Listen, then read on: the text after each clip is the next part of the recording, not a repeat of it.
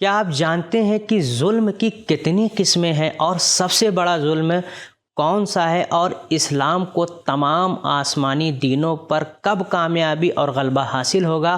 ان سوالوں کے جواب کو جانتے ہیں آج کے اس ایپیسوڈ میں۔ اعوذ باللہ من الشیطان الرجیم، بسم اللہ الرحمن الرحیم۔ ناظرین السلام علیکم۔ ناظرین، آج ہم آپ کے سامنے سورہ صف کی 3 آیتوں کی تفسیر کو پیش کریں گے، تو آئیے سب سے پہلے آیت نمبر 7 کی تفسیر کو جاننے کے لیے اس کی تلاوت اور ترجمے کو غور سے سن لیتے ہیں۔ کتاب انزلناه الیک مبارک لیدبروا آیاته ولیتذکر اولو الالباب۔ بسم اللہ الرحمن الرحیم۔ ومن أظلم ممن افترى على الله الكذب وهو يدعى إلى الإسلام والله لا يهدي القوم الظالمين۔ اور جو شخص اسلام کی طرف بلایا جائے اور وہ قبول کے بدلے الٹا خدا پر جھوٹ طوفان جوڑے، اس سے بڑھ کے ظالم اور کون ہوگا، اور خدا ظالم لوگوں کو منزل مقصود تک نہیں پہنچایا کرتا۔ ناظرین، ہم نے بہترین تلاوت اور ترجمے کو غور سے سن لیا ہے، اب اس کے نکات کو بھی جان لیتے ہیں۔ کتاب انزلناه الیک مبارک لیدبروا آیاته ولیتذکر۔ نکات: قرآن مجید میں 16 بار لفظ ازلمو استعمال ہوا ہے، جس میں سے 15 بار اعتقادی اور ثقافتی مسائل کے بارے میں ہے۔ افطرا علی اللہ 9 بار، کتم شہادہ 1 بار، کذب بآیات اللہ 2 بار، منع مساجد اللہ 1 بار، ذکر بآیات ربہ فاعرض عنہا 2 بار۔ ظلم کی 3 قسمیں ہیں: خود پر ظلم، لوگوں پر ظلم اور دین و مکتب پر ظلم۔ ان تینوں قسموں میں سے دین و مکتب پر ظلم سب سے اہم اور سب سے بڑا ظلم ہے۔ تفسیر اطیب البیان۔ ناظرین، ہم نے نکات کو جان لیا ہے، اب اس کے پیغام کو بھی سن لیتے ہیں۔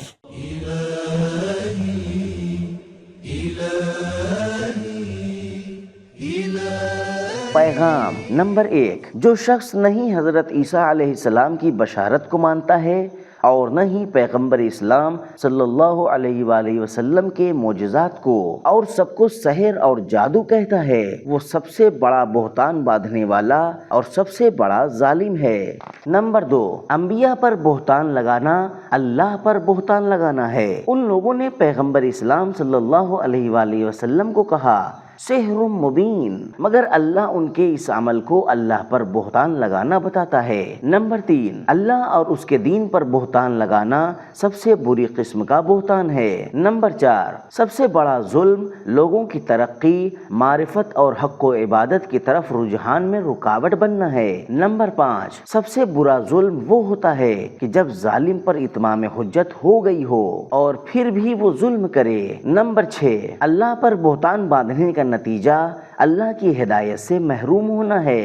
نمبر 7، ہدایت اور گمراہی اللہ کے ہاتھ میں ہے، مگر انسان اس راستوں کو اپنے اختیار سے خود ہی فراہم یا نابود کرتا ہے۔ ناظرین، یہ تھی سورہ صف کی آیت نمبر 7 کی تفسیر۔ اب آیت نمبر 8 اور 9 کی تفسیر کو جاننے کے لیے سب سے پہلے اس کی تلاوت اور ترجمے کو غور سے سن لیتے ہیں۔ کتاب انزلناه الیک مبارک لیدبروا آیاته ولیتذکر اولو الالباب۔ بسم اللہ الرحمن الرحیم۔ يريدون ليطفئوا نور الله بأفواههم والله متم نوره ولو كره الكافرون۔ هو الذي أرسل رسوله بالهدى ودين الحق ليظهره على الدين كله ولو كره المشركون۔ یہ لوگ اپنے منہ سے پھونک مار کر خدا کے نور کو بجھانا چاہتے ہیں، حالانکہ خدا اپنے نور کو پورا کر کے رہے گا، اگرچہ کفار برا ہی کیوں نہ مانے۔ وہ وہی ہے جس نے اپنے رسول کو ہدایت اور سچے دین کے ساتھ بھیجا تاکہ اسے اور تمام دینوں پر غالب کرے، اگرچہ مشرکین برا ہی کیوں نہ مانے۔ ناظرین، ہم نے ان آیات کی بہترین تلاوت اور ترجمے کو سن لیا ہے، اب ان کے نکات کو بھی جان لیتے ہیں۔ كتاب أنزلناه إليك مبارك ليدبروا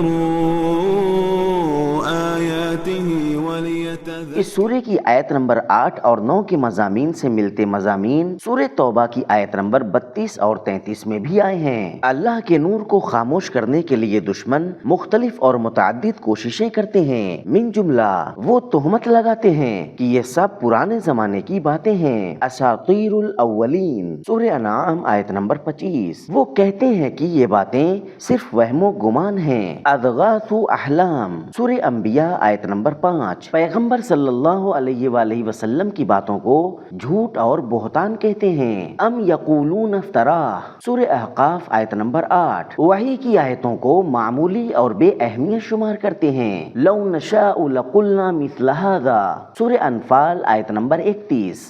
اللہ کا رقیب اور شریک بناتے ہیں، وَجَعَلُوا لِلَّهِ أَنْدَادًا، سورہ ابراہیم آیت نمبر 30۔ لوگوں کو اللہ کی آیتیں سننے سے روکتے ہیں، لَا تَسْمَعُوا لِهَذَا الْقُرْآنِ وَالْغَوْا فِيهِ، سورہ فصلت آیت نمبر 26۔ مومنوں کو ان کے دین کے بارے میں طعنہ دیتے ہیں اور ان کی توہین کرتے ہیں، وَطَعْنُوا فِي دِينِكُمْ، سورہ توبہ آیت نمبر 12۔ اللہ کے دین کا مذاق اڑاتے ہیں، اتخذوا دینکم ہزوا ولعبا، سورہ مائدہ آیت نمبر 57۔ مسجدوں اور دینی اداروں کو توڑنے اور برباد کرنے کی کوشش کرتے ہیں، سعی فی خرابیہا، سورہ بقرہ آیت نمبر 114۔ دین میں تحریف کرنے کی کوشش کرتے ہیں، یحرفون الکلمہ، سورہ نساء آیت نمبر 46۔ کبھی دین میں بدعت رائج کرتے ہیں، ورہبانیۃ ابتدعوہا، سورہ حدید آیت نمبر 27۔ کبھی دین کی حقیقت کو چھپاتے ہیں، یکتمون ما انزل اللہ من البینات، سورہ بقرہ آیت نمبر 159۔ اللہ کے دین کو جدا جدا کرتے ہیں، افتؤمنون ببعض الکتاب وتکفرون ببعض، سورہ بقرہ آیت نمبر 85۔ حق اور باطل کو آپس میں ملا دیتے ہیں، ولا تلبسوا الحق بالباطل، سورہ بقرہ آیت نمبر 42۔ اللہ کے دین میں غلو کرتے ہیں، ولا تغلوا فی دینکم، سورہ مائدہ آیت نمبر 77۔ مسلمانوں سے جنگ کرنے کے لیے اٹھ کھڑے ہوتے ہیں، لا یزالون یقاتلونکم حتی یردوکم عن دینکم، سورہ بقرہ آیت نمبر 217۔ اللہ نے 3 بار دین اسلام کے اور تمام دینوں پر کامیابی کا وعدہ کیا ہے،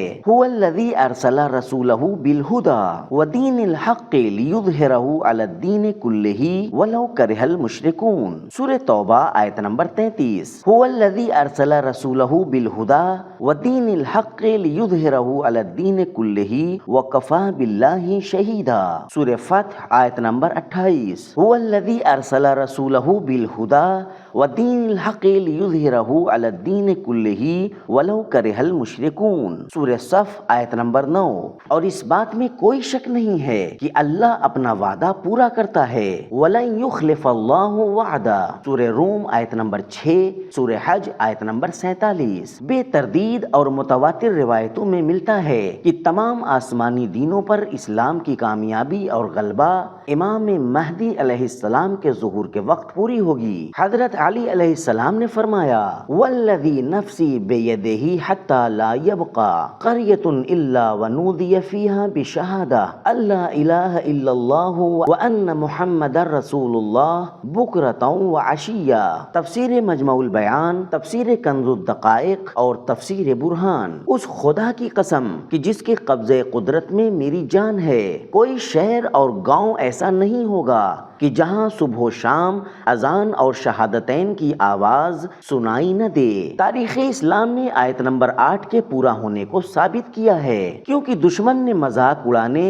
ستانے اور اذیت کرنے، معیشتی اور سماجی حصار، جنگ، اندرونی منافقوں کی سازش، مسلمانوں کے درمیان تفرقے، صلیبی جنگوں اور برائیوں اور فحشا کو پھیلانے کے ذریعے اسلام کو کمزور کرنے کی کوشش میں ایک لمحہ بھی کوتاہی نہیں کی، مگر اس کے باوجود دن بدن اسلام پھیلتا گیا۔ ناظرین، ہم نے نکات کو جان لیا ہے، اب ان کے پیغام کو بھی سن لیتے ہیں۔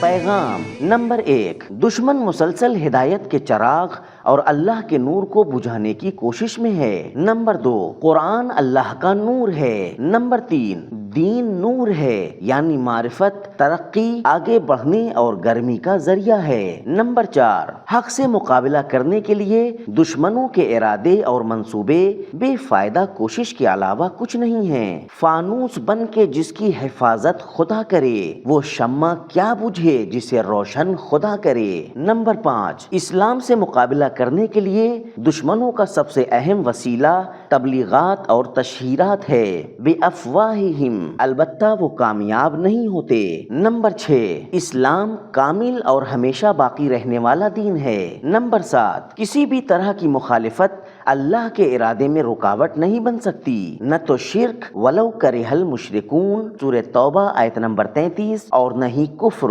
ولو کرہ الکافرون۔ نمبر 8، کفر اور شرک دونوں اسلام کے پھیلنے سے برابر ناراضی ہیں، ولو کرہ الکافرون ولو کرہ المشرکون۔ نمبر 9، رسول اللہ کے ارادے سے انتخاب کیے جاتے ہیں، لوگوں کے انتخاب یا ارادے سے نہیں۔ نمبر 10، اسلام کی کامیابی اس کے حق ہونے کی وجہ سے ہے۔ نمبر 11، مستقبل اسلام ہی کا ہے۔ نمبر 12، مکتب اسلام امید افزا ہے۔ نمبر 13، ایسی حاکمیت اور غلبے کی اہمیت ہے جو کامل اور دائمی ہو۔ نمبر 14، اسلام کے علاوہ تاریخ کے تمام دین ختم ہو جانے والے ہیں، صرف اسلام ہی ہمیشہ باقی رہنے والا دین ہے۔ نمبر 15، اسلام کی کامیابی کا سبب چند چیزیں ہیں: الف، اللہ کا ارادہ اور اس کی مدد، بے، معصوم اور لائق رہبر کی رہبری، جیم، سماج کی فطری ضرورت، دال، حق اور سچا ہونا، ہے، مکتب کا جامع اور کامل ہونا۔ تو ناظرین، آج کے ایپیسوڈ میں ہم نے جانا کہ ظلم کی 3 قسمیں، اس میں سے پہلا خود پر ظلم کرنا ہے، دوسرا دوسروں پر ظلم کرنا ہے، اور تیسرا دین و مکتب پر ظلم کرنا ہے۔ اور ان میں سے سب سے بڑا ظلم دین و مکتب پر ظلم کرنا ہے، اور اسلام کی کامیابی اور غلبہ تمام آسمانی دینوں پر اس وقت ہوگا جب امام مہدی علیہ السلام ظہور کریں گے۔ یہ تھا ہمارا آج کا ایپیسوڈ، ملتے ہیں اگلے ایپیسوڈ میں، تب تک کے لیے شکریہ، خدا حافظ۔ سبیل قرآن، قرآنی سماج کی پہچان۔